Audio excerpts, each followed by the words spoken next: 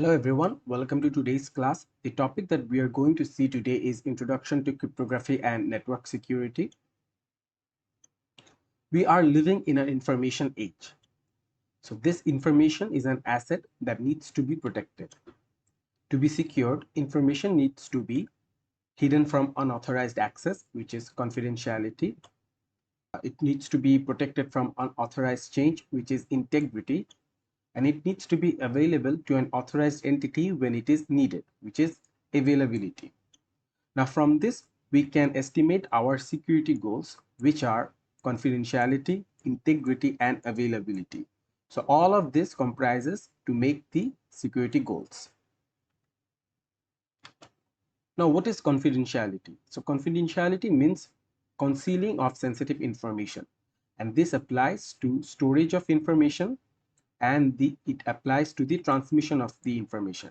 So while storing information, we need to keep it hidden from attackers or malicious users so that they cannot steal our information.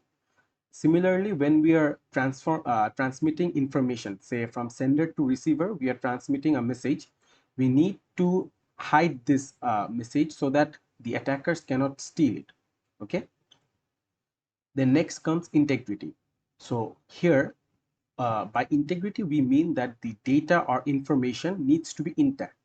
So what does it mean that it needs to be intact? So when a sender is sending message to a receiver, what happens is the message that the sender is sending to the receiver, it needs to be the exact message that the sender is sending. Now, if this message is changed by an attacker, then the integrity is violated. Okay, so only the changes can be made by authorized entities. Okay, so any unwanted change that comes to our messages that will violate our integrity. Okay, so for example, malicious attacks or interruption in system like power surge. Okay, so if say while we are sending a message, there is a interruption in system, that is our power is there is power outage, then the message that was to be sent from the sender to the receiver will not be sent, right? So any unwanted changes will violate our integrity. Next comes the availability. So this information needs to be available to authorized entities. Information needs to be constantly changed, which means that it must be accessible to authorized entities. So imagine what would happen if in a bank there are customers and they cannot access their accounts for transactions. Okay, so in such cases, we can see that availability of information is necessary, and it is as important as integrity and confidentiality. Okay, now we come to the security attacks. Now, security attacks can be categorized into two ways. The first one is the security goals, and the next one is the effects on the system. So based on this security goals and effects on the system, the security attacks can be categorized. Okay, so first let us look into the security goals. Okay, the security attacks that are based on our security goals. So the security attacks that are based on our security goals can be divided into three ways. Okay, since we have three security goals. So the first one is the threat to confidentiality, the next one is the threat to integrity, and the last one is the threat to availability. Now in our threat to confidentiality, we can see we have snooping and we have traffic analysis.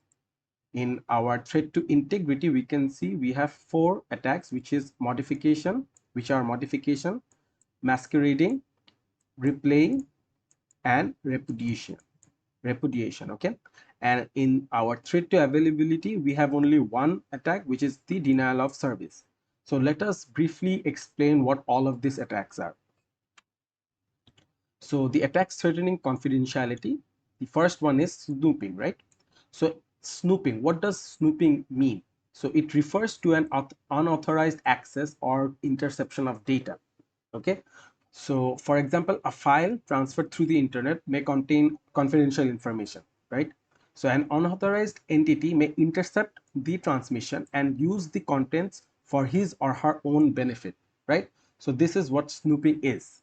So unauthorized access or interception of data means snooping. Then we have traffic analysis. So attackers can obtain some other type of information by monitoring online traffic. For example, imagine an attacker can find the electronic address or say email address of the sender or the receiver. Okay, they can collect pair of requests and responses to help them guess the nature of transaction. So by doing traffic analysis, attackers usually find some information about the sender or the receiver, and by finding such information they can utilize that to obtain other things as well. So this will be the attacks threatening confidentiality, which is snooping and traffic analysis. Let us move on to attacks threatening integrity. Now, the first one is modification. Basically, what is this modification, right? So after intercepting or accessing information, the attacker modifies the information to make it beneficial to themselves, right? So for example, say a customer sends a message to a bank to do some transaction. Now, the attacker can intercept this message and change the type of transaction or modify this information in order to benefit themselves. Note that sometimes the attacker simply deletes or delays the message to harm the system or to benefit from it. Okay, so basically modifying the content of a message is modification. Okay, then we have masquerading. So masquerading or spoofing, okay, happens when the attacker impersonates somebody else. Okay, so when an attacker impersonates, say, a customer. So if an attacker might steal the bank card and pin of a bank customer and pretend that he or she is that customer. So an attacker can impersonate himself or herself as a customer, okay, and he can or she can steal the bank card and pin of that customer, okay, and pretend that he or she is that customer. If this is not the case, an attacker may pretend that it is the bank and steal customer information.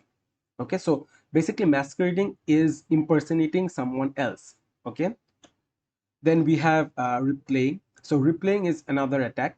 The attacker obtains a copy of the message sent by the user and later tries to replay it. Okay, so let us see an example.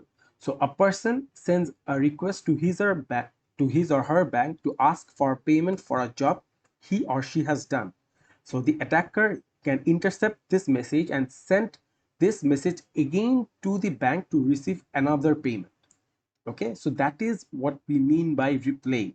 So an attacker can replay a message in order to benefit themselves. Okay, now repudiation. Okay, so we have talked about replaying. Now moving on to repudiation. So this attack is caused either by the sender or the receiver. So the sender of the message might later deny that he or she has sent the message. Similarly, the receiver of the message might later deny that he or she has received the message. So let us take a look at some examples. So an example of denial by the sender would be a bank customer asking his or her bank to send some money to a third party, but later denying that he or she has made such a request. Let us see another example. Okay, so an example of denial by the receiver. So first one was by the sender, right?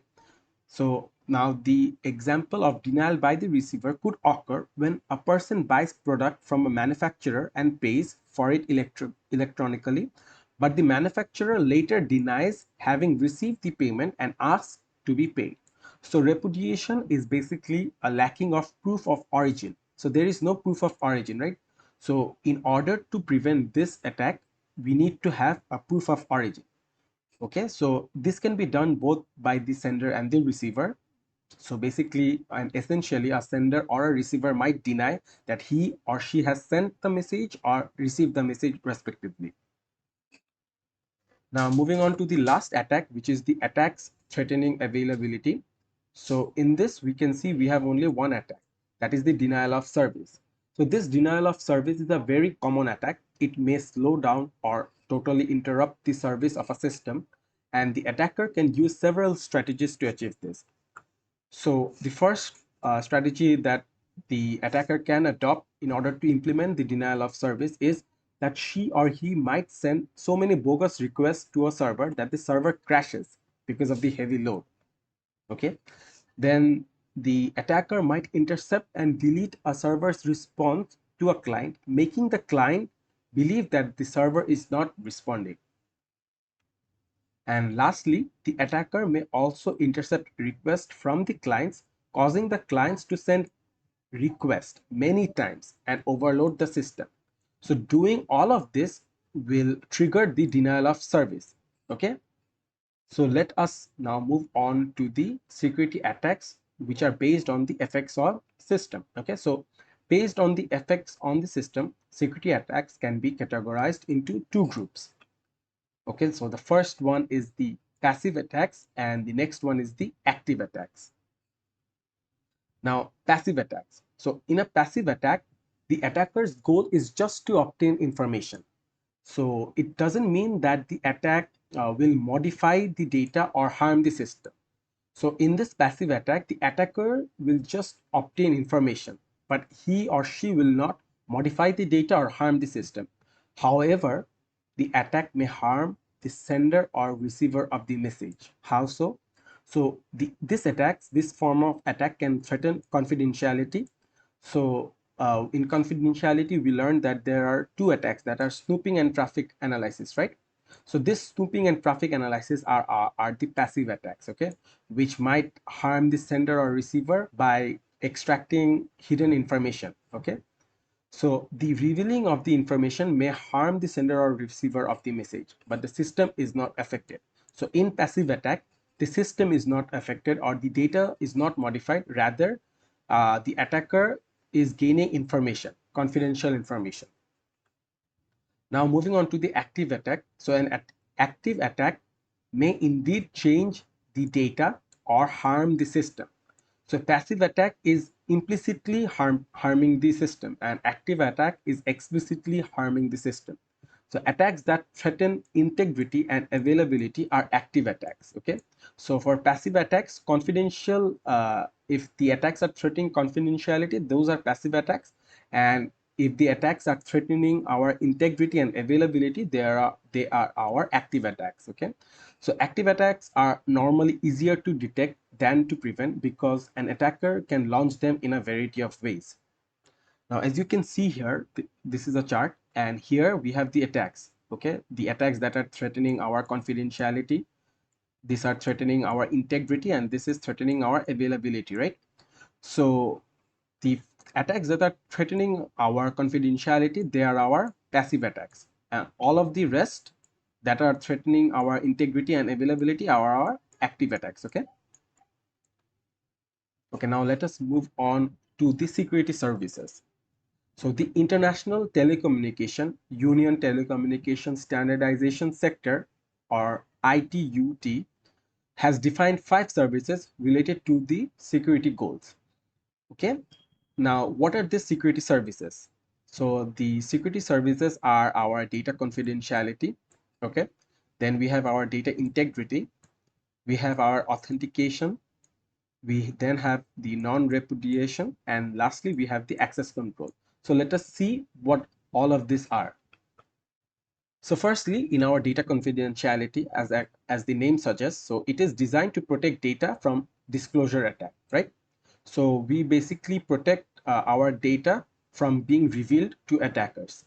So the services as the service as defined by X.800 is a very broad and encompasses confidentiality of the whole message or part of a message, and also protection against traffic analysis. That is, it is designed to prevent snooping and traffic analysis attack. Okay, so this security service is designed to prevent snooping and traffic analysis attack, okay, which are our passive attacks, okay, or the attacks threatening confidentiality. Now we have the data integrity.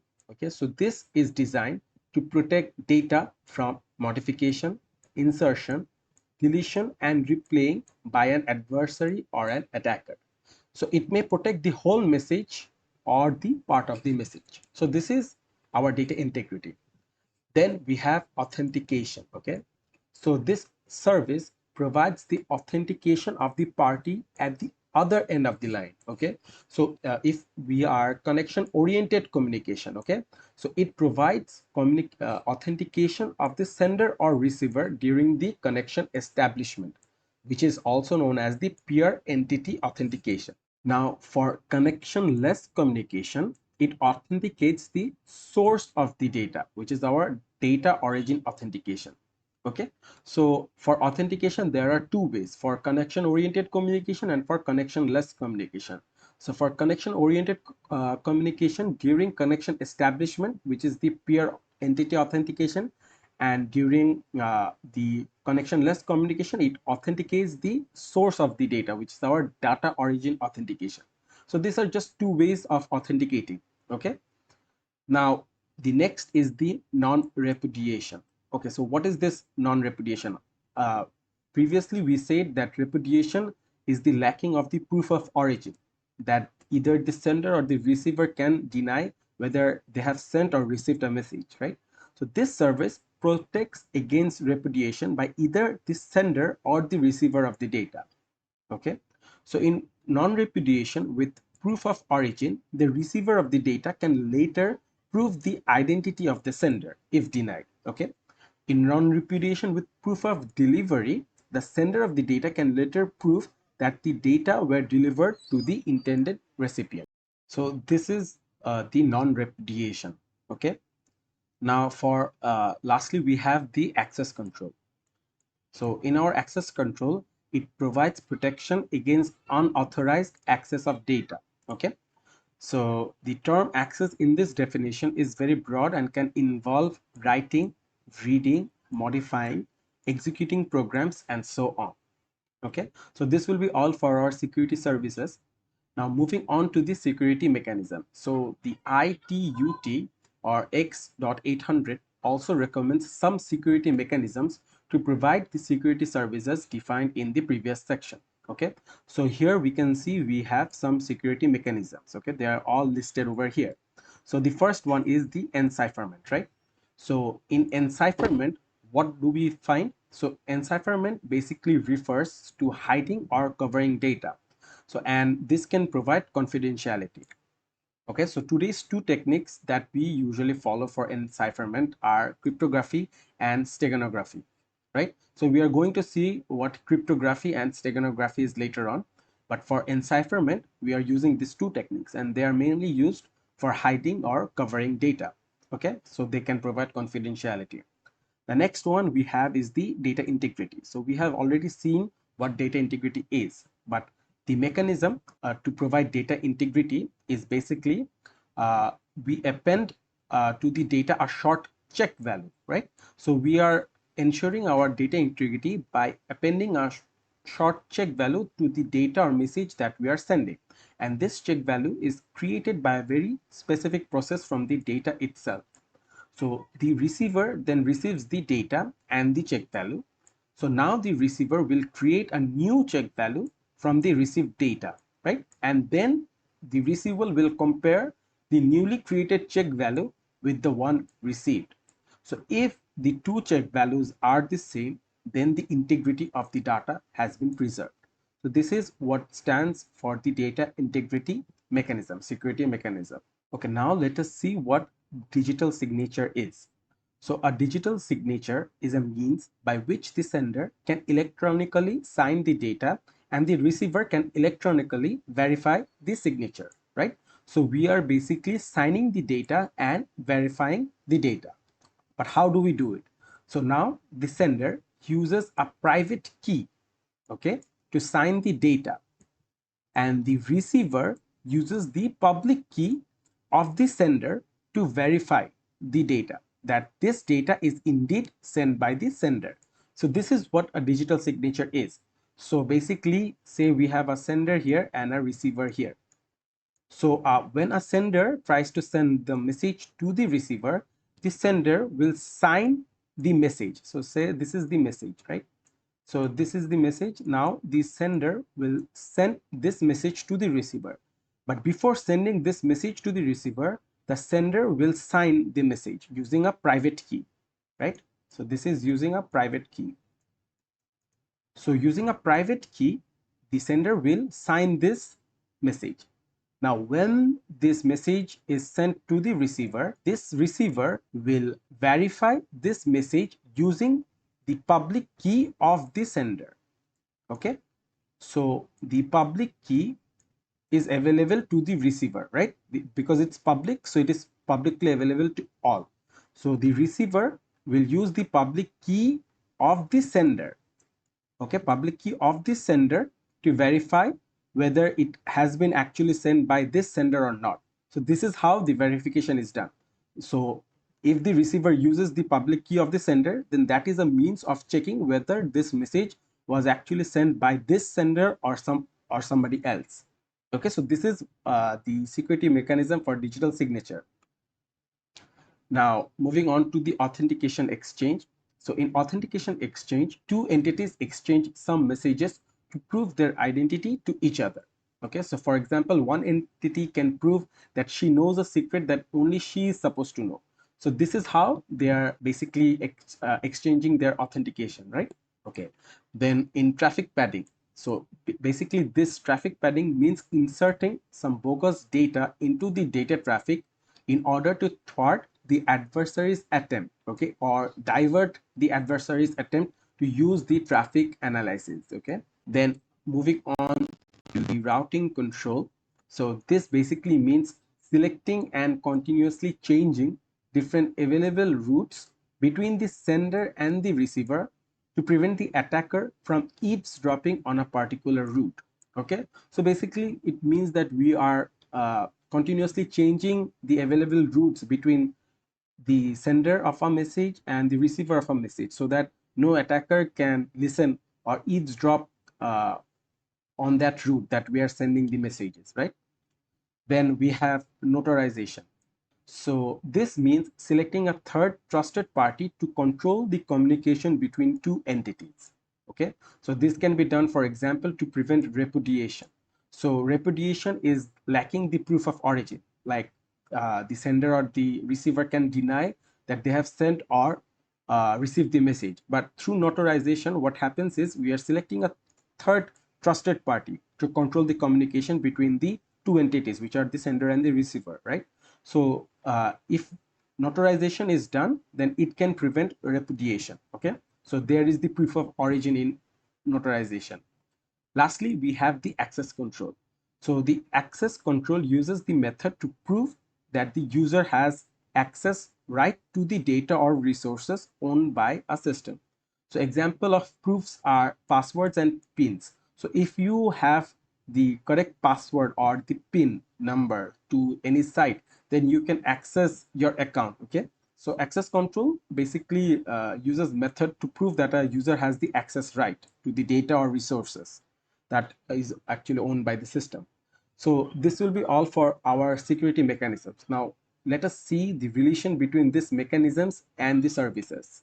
Okay, so this is the relation between our service and mechanisms. Now we can see for the security service data confidentiality, security mechanism that can provide data confidentiality or that can provide this service is encipherment and routing control. So encipherment and routing control are used to conceal our data, okay. Then for data integrity, we can see we have encipherment, digital signature, and data integrity. So in data integrity, that is the check value, in digital signature, which is basically signing and verifying, and in encipherment, which is basically hiding data. All of these mechanisms can ensure our data integrity, okay. For authentication, we have the encipherment, okay. Then we have digital signature and the authentication exchange. So all of these three mechanisms can help ensure authentication, okay. Then for non-repudiation service, we have the digital signature. So in digital signature, as I have already mentioned, that we can verify the sender, right? The sender signs it and we can verify the sender, right? For data integrity, we have a check value that verifies the sender as well. And for notarization, here is a trusted third party which establish the communication between two entities, right? So that is that is how these three mechanisms can in fact provide the non-repudiation service, okay. And lastly, we have the access control service, okay. So the access control mechanism, security mechanism can in fact provide this security service access control, okay. So this will be all for the relation between the services and mechanisms. Now moving on to the last topic, which is the techniques. Okay, so the actual implementation of security goals needs some techniques. So two techniques are prevalent today. One is cryptography and the other is steganography. So cryptography is a word with Greek origins, which means secret writing. However, we use the term to refer to the science and art of transforming messages to make them secure and immune to attacks. So it involves three mechanisms. Okay, this cryptography, it involves three mechanisms. So the first one is the symmetric key encipherment. Okay, so the symmetric key encipherment here, the keys that are used for encryption and decryption are same. That is why it is named as symmetric key encipherment. So what is keys and what is encryption and decryption? We are going to see that. Okay, also know that this is also known as secret key cryptography. So now let us take a look at this example, this figure. So here we have two users, Alice and Bob, right? So Alice wants to send this data, okay, this plain text to Bob. But in order to send this plain text from Alice to Bob, it needs to go through an insecure channel. Okay, so here some attackers might be present or adversaries might be present which want to steal this message that Alice is sending to Bob. But in order for us to conceal the message, we need to encipher it. We need to cover this text. We need to make this plain text into a ciphertext so that even if an attacker sees this text, they cannot understand what is the main content of the text. Okay, so this plain text is encrypted using a key, right? And then this plain text is converted to a ciphertext. Okay, after this plain text is converted to this ciphertext, this ciphertext undergoes through the insecure channel and it comes to the receiver's end, which is at Bob's end. Now when Bob finds this ciphertext, it uses the same key, okay, to basically decrypt it and convert it to a plain text. Now Bob can finally look at the plain text. So let me say it again. So Alice firstly wants to send a plain text to Bob. So using an encryption algorithm and an encryption key, Alice basically converts this plain text into a ciphertext. And when this ciphertext goes through an insecure channel and goes to Bob, okay, Bob is the receiver. So Bob will convert this ciphertext using a decryption algorithm, okay, and this decryption algorithm will lead to forming this plain text which initially Bob sent, right? So now in this mechanism, what is happening is the key that is used here, the key that is used for encryption and decryption are same. So imagine that this plain text is in a box, okay? This is plain text is in a box and this box has a lock and this key is used for locking this box. Okay, then this box is sent to Bob's end and Bob now has this box. Okay, Bob has this box, but in order to open this box, Bob needs the same key which was used for locking it. So Bob uses the same key for unlocking it, okay, and then Bob can get the plain text. So this is as simple as that. So basically the keys that we are using for our encryption and decryption purposes are the same for symmetric key encipherment. Okay, now let us move on to the second mechanism, which is the asymmetric key encipherment. So in this asymmetric key cipherment, which is also known as our public key cryptography, there are two keys which are the public and private, which I have already mentioned in our digital signature, right? So basically the keys that are used for encryption and decryption are different for asymmetric key encipherment. That is why the asymmetric is mentioned here, because the keys used for encrypting and decrypting are different. Okay, so now you can see here that we have Alice and we have Bob. We have two users, okay, and they are sending the data. Okay, Alice is sending the data to Bob, okay, using this asymmetric key encipherment. So here firstly what happens, so Alice, in contrast to our digital signature, okay, where the sender used the private key, here what is happening is Alice will use the public key of Bob. So Alice will use the public key of Bob to encrypt the plain text and convert it into a ciphertext. Okay, so where is Alice getting this public key? So basically, since the name is public, so this public key is available to all of the users that are in the system. Okay, so Alice will now take the public key of Bob. So as you can see, Alice is taking the public key from Bob, using it for her encryption here, and Alice is now converting the plain text into a ciphertext. Then, as the procedure that I have stated beforehand, this ciphertext will now go through an insecure channel, and when it goes to Bob, Bob will now have the ciphertext, right? So Bob will now convert this ciphertext into plain text, and Bob can do it through decryption, right? In order to decrypt this ciphertext, Bob will use his own private key to decrypt this ciphertext, and in order to convert it to a plain text. Okay. Okay, so what is happening in this asymmetric key encipherment? Basically, Alice is sending a message to Bob. So Alice wants to send this plain text to Bob, and Alice has to encrypt it and format a ciphertext in order to send it to Bob, right? So when Bob receives this ciphertext, Bob needs to decrypt it and receive the actual message. So here in this encryption phase and the decryption phase, what is happening? So Alice is basically using the public key of Bob. So the public key of Bob is used for encryption, okay? And the private key of Bob, the private. So the private key of Bob is used for decryption. So when Alice wants to send a message to Bob, Alice will use the public key of Bob for encryption, and the private key of Bob will be used for decryption. So this is the asymmetric key encipherment. Then moving on to the hashing process. So hashing is a bit similar to our data integrity mechanism. So in hashing, basically a fixed length message digest is created out of a variable length message. This digest is normally much smaller than the message. To be useful, both the message and the digest must be sent to Bob.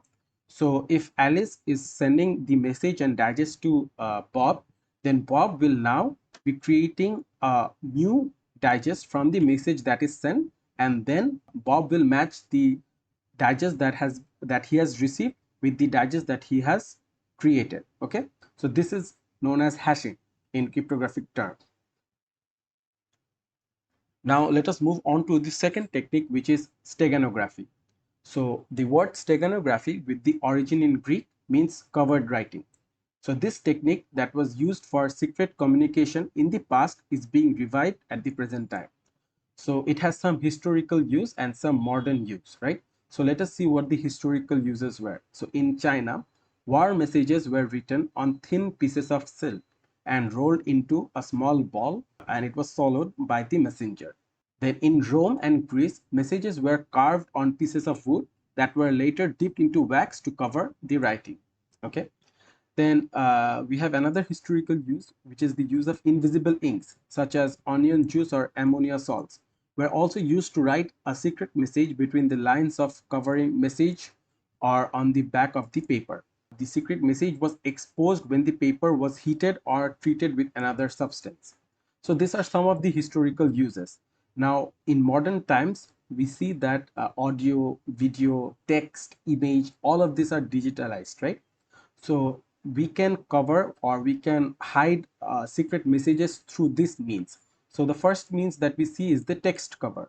So in text cover, the single space between words should represent a binary digit 0, and the double space will represent the binary digit 1. So as you can see in this example here for a single space, it will determine the binary digit 0. For two spaces, it will determine the binary digit 1. So and in this way it will proceed. In this way we can create a secret message. Another technique in steganography in modern use is the image cover. So secret data can be covered under a color image. So we know that the digitized images are made of pixels, in which normally each pixel is 24 bits or 3 bytes. So here you can see there we have 24 bits, right? So 888 means 24 bits, right? So this each byte represents one of the primary colors. So this byte represents red, this represents green, and this represents blue, right? So this, each of the byte represents one color. This is red, green, and blue. Now, a method which is the LSB, or the least significant bit. So in this method, we're using the LSB. So what can happen is, if we change the LSB, this is the LSB, right? This last bit. So this last bit is the least significant bit. So if we change the LSB to either 0 or 1, no major change will occur. Just the image might get a bit lighter. Now what we can do is, in this method, like in the least significant bit method, we can actually manipulate the last bit, the least significant bit, okay, in order to hide our message. Okay, so for example, the following 3 pixels, this 3 pixels, we have 3 pixels here, 1, 2, and 3. These 3 pixels can represent the letter M. Okay, so through these pixels, we are representing the letter M. So in this way, we can hide our messages in our images. And then we have the other covers. So other covers are also possible. The secret message, for example, can be covered under audio, sound and music, and video. So both the audio and video are compressed today.